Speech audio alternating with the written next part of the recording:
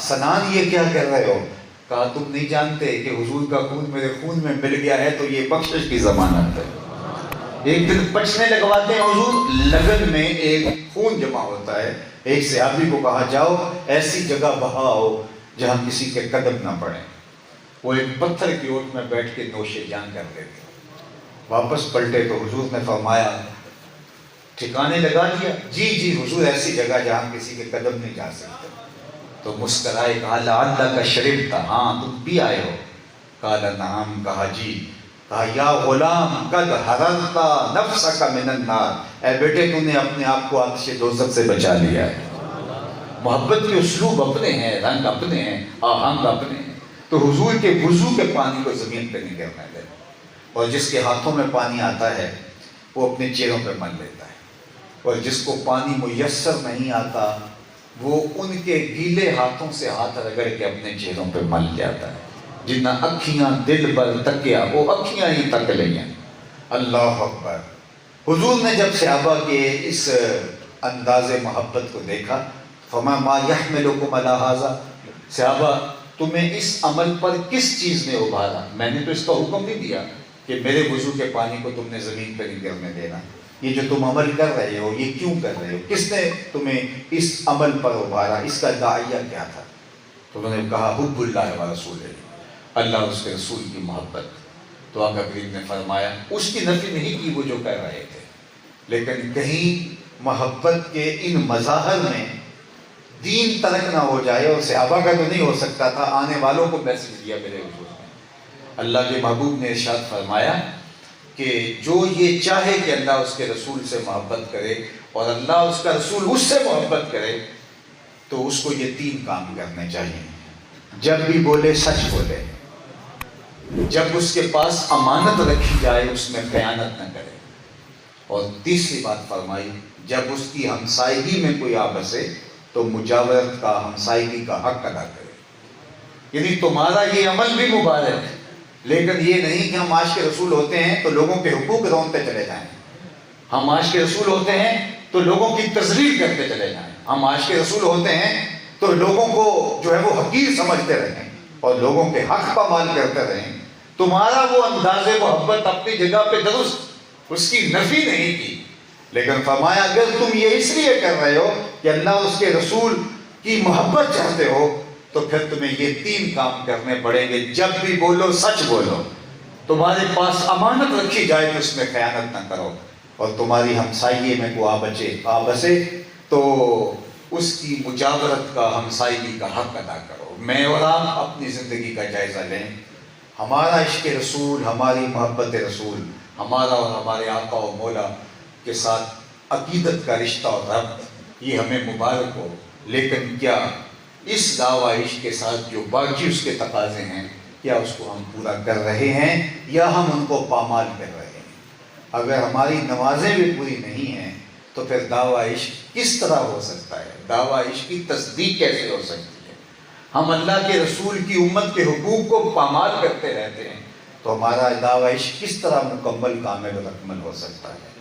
میں دعویٰ عشق کی جو ہے وہ کا انکار نہیں کرتا، وہ تو کسی کو بھی حق ہے وہ کرے، لیکن دعوت دلیل مانگتا ہے، اور دلیل فراہم کی جائے گی انہی اصولوں پر جو حضور علیہ السلام نے ہمارے سامنے رکھے۔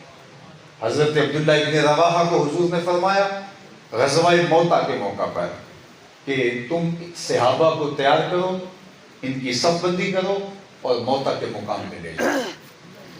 تو حضرت عبداللہ ابن رواحہ نے صحابہ کو تیار کیا، مسلح کیا، صف بندی کی، اور اس کے بعد ان کو روانہ کر دیا۔ یہ جمعرات کا دن تھا، اور خود رک گئے کہ ابھی یہ تھوڑی منزلیں دور جائیں گے اور میں اگلے دن تیز رفتاری پر جا کے ان کے ساتھ مل جاؤں گا، اور حضور کے پیچھے نماز جمعہ ادا کر لیتا ہوں، چونکہ نہ جانے پھر دوبارہ حضور علیہ السلام کی زیارت بھی ہوتی ہے یا نہیں ہوتی۔ تو اللہ کے محبوب علیہ السلام نے نماز جمعہ پڑھایا تو دیکھا کہ عبداللہ ابن رواحہ سامنے بیٹھے ہیں۔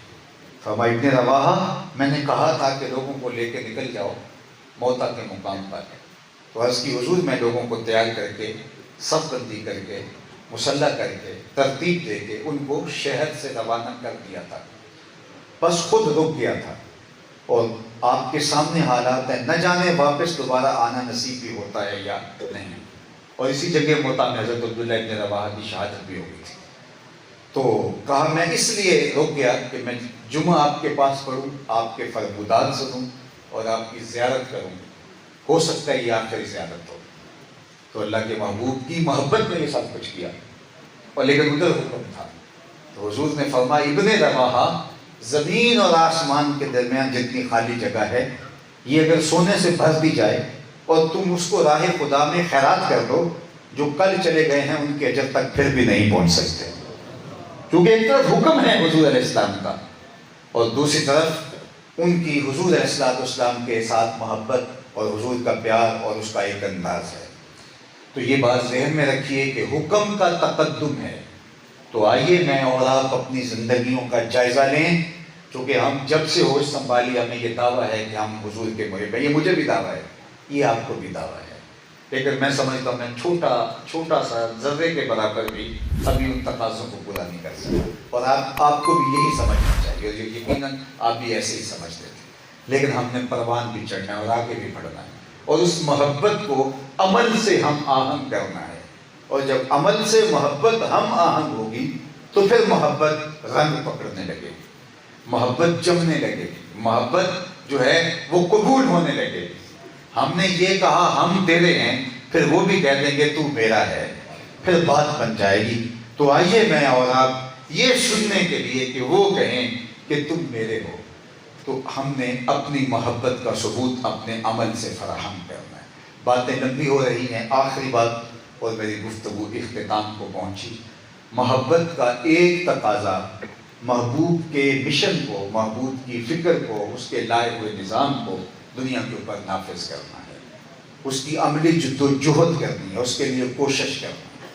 اللہ اکبر! یہ جو ہے وہ کیا تھا، وہ لینن جس نے وہ نظریہ دیا تھا اشتراکیت کا، تو جب وہ مرا تو اس کا ایک معتقد اس کی قبر پر آیا، اس نے اس کی قبر پہ ہاتھ رکھا اور کہا کہ میں تیرے پاس آیا ہوں اور آج تیری قبر پہ ہاتھ رکھ کے عہد کر کے جا رہا ہوں، دوبارہ تب آؤں گا جب تیرے پیغام کو دنیا کے کونے کونے تک پہنچا دوں گا۔ دنیا اس کو بیان کرتی ہے، اور اشتراکی نظام کی ترویج کرنے والے کہتے ہیں کہ اس قدر اس کے پاس لائل لوگ تھے، اس طرح اس کے مشن کے ساتھ وابستہ لوگ تھے، لیکن کیا وہ بھول جاتے ہیں کہ جنت البقیع میں صرف 10,000 صحابہ کی قبریں ہیں، جبکہ 1,44,000 حضور کے صحابہ، کسی کی قبریں کہیں، کسی کی کہیں، کسی کی کہیں، وہ مدینے کی ٹھنڈی چھاؤں چھوڑ کے حضور کے نظام کے لیے تو نکلے تھے۔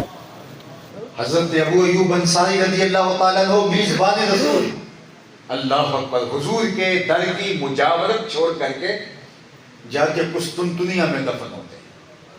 حضور کی بشارت پر وہ بڑھاپے کے اندر جہاد کرنے نکلے، 80 سال سے زائد عمر تھی، 80 سال سے زائد عمر، اور پھر حضور نے جو بشارت دی تھی مدینہ کیسر کی فتح کی، تو اس کو پانے کے لیے جب زخم اتنے آ گئے، بیماری آ گئی، تو انہوں نے کہا مجھے اونٹ پر باندھ دو اور مدینہ کیسر کی طرح ہانک دو، جتنا قریب جا سکوں اتنا ہی قریب جاؤں۔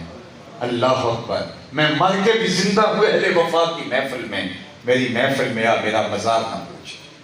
تو انہوں نے اپنی زندگی حضور کے نام پہ لگائی، اور حضور کے نظام کو غالب کرنے کے لیے انہوں نے جو کوشش کی وہ کسی سے موقع نہیں۔ آج میں اور آپ حضور کے لائے ہوئے دین کے لیے، اس کے ابلاغ کے لیے، اس کی عملی تنفیذ کے لیے، اور اس کو بطور قانون نافذ کرنے کے لیے کس حد تک عملی جد و جہد کر رہے ہیں، افراد سازی کے اعتبار سے، تبلیغ کے اعتبار سے، اپنے اوپر عملی تنفیذ کے اعتبار سے، اور حضور کے دین کی تفہیم کے اعتبار سے، اور اس کی ترویج کے اعتبار سے ہم اپنے آپ سے سوال کریں، ہم پوچھیں۔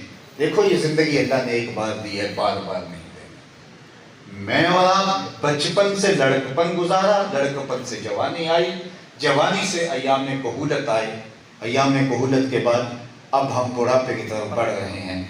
بہت سارے لوگ میری عمر کے ہیں، کچھ لڑکپن سے آگے گزر گئے، کچھ جوانی سے آگے گزر گئے، کچھ ان فوان شباب کو گزار نہیں گئے۔ ہم سب اپنے اپنے دائرے میں بیٹھ کے سوال کریں، ہم نے حضور علیہ السلام کی شریعت کی تنفیذ کے لیے، حضور کے نظام کے احیاء کے لیے، حضور کے پیغام کے ابلاغ کے لیے عملی طور پہ کتنا کام کیا ہے؟ آج اگر ہم دیکھتے ہیں تو آج سے 50 سال قبل دین کی قدریں کیا تھیں اور آج وہ قدریں پیچھے گئی ہیں، تو ہم آگے لانے کے بجائے ہم پیچھے لے جانے کا سبب بنے، تو پھر